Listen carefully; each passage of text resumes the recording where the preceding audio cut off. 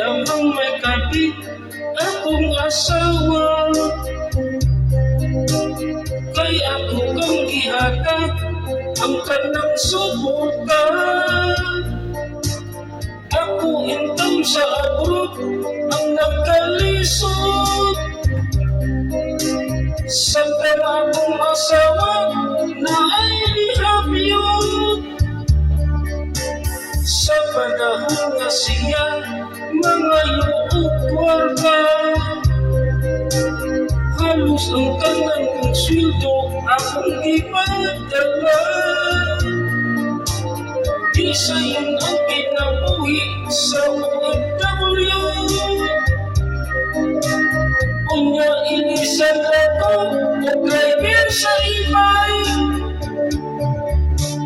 Kinsa siya malong magtulog mo. Kinsa siyang nisakay o imong gipadaro.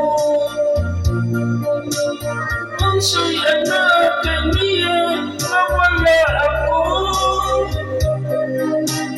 Kusog pa siyang butong tsakay siya driver sa ibay. Pilit sa'yo ang akong mga kaagi. Ang kaisog kong kakapoy dito sa Saudi. Kasakit o kalingaw among giantos. Kila katuloy kong nakahantos.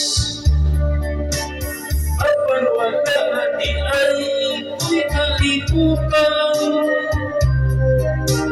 Nga ang akong asawa gisakyan sa uban. Para magpunta niya akong pagtrabaho. Apan giilisan ako o driver sa ibay. Kinsa siya manong natulog mo. Kinsa siyang isakay o imong gipadaro. Kung saya na kaniya nawala ako. Kusog pa siyang butong tsakay siya driver sa ibay. Kinsa siya manong natulog mo. Kinsa siyang isakay o imong gipadaro. Kung saya na kaniya nawala ako. Kusog pa siyang butong tsakay siya driver sa ibay.